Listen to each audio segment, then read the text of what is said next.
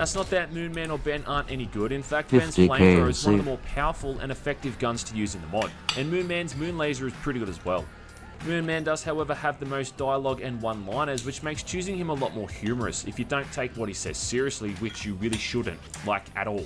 Some of the things he says I obviously can't repeat, but they're in suitably bad taste, and the music that comes out of his ghetto blaster, which replaces the chainsaw, are truly the highlights of the character. One of the aspects of the mod that's kind of impressive, I guess, is the variety of enemy types and the various sprites for all of them. Imps, which are kind of the stock standard enemy for Doom, are now shirtless guys that throw basketballs instead of fireballs, and taking a page out of ethnic when killed.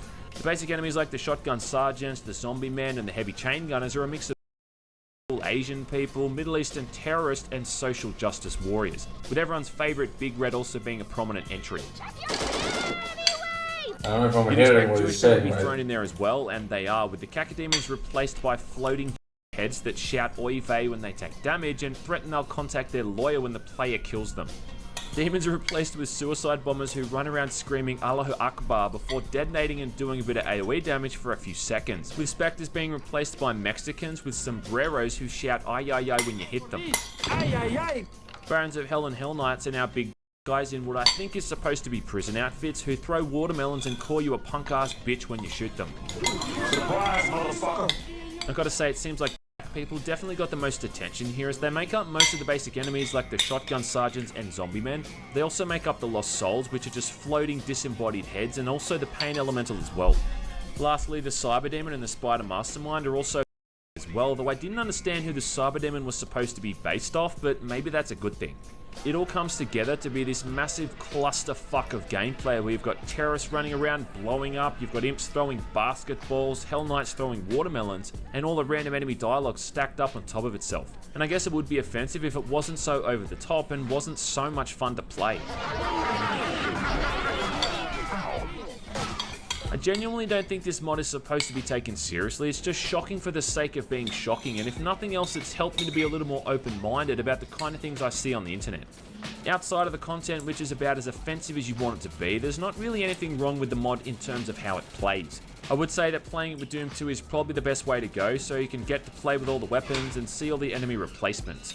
Would I recommend it? Well, shit. I don't know, it's offensive I guess, and it's not the kind of thing you want to be seen playing if you're around people that don't have any kind of context as to what it is. But otherwise, I mean, it's free, so it's got that going for it. The only thing is if you want to play it that much that you'll search for a download link. It's not going to brainwash you into picking up an assault rifle and taking to the streets, and I seriously doubt the kind of people who play it unironically and believe what they hear in the mod would ever say anything even remotely similar in their day-to-day lives. Once you've... Surely not. Jesus. Moon cricket, porch monkey, Jesus.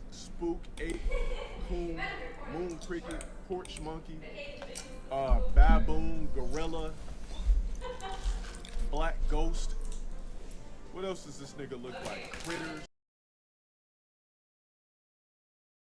To think of. Listen, if I were you, my nigga, I would remove every last video I put up because I'm gonna kill your channel. It's already on the verge of death.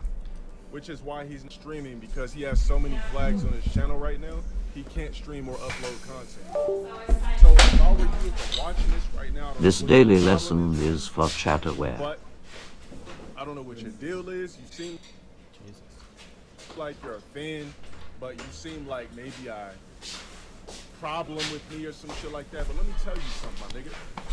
If I ever cross paths with you, honestly, I wouldn't beat you down because it would just feel like I'm beating a dirty dog that belongs to a bum when all you wanted was a can of cheap-ass dollar store dog food. I would literally sit you down in front of me and stare at you, dead in your black-ass, beady eyes with your nappy-ass, unshampooed fro, with your 99-cent store EBT diet physique, and stare at you and wonder, what the fuck is going on with you, my nigga? You as a black man, me as a black man, what is wrong with your black ass? You fucking and I would just get this nigga as mad as he can to the point he's like, sniffling this shit. And I have the question, nigga, what is your problem, you motherfucking? What the fuck is your problem? Okay. Jesus Christ.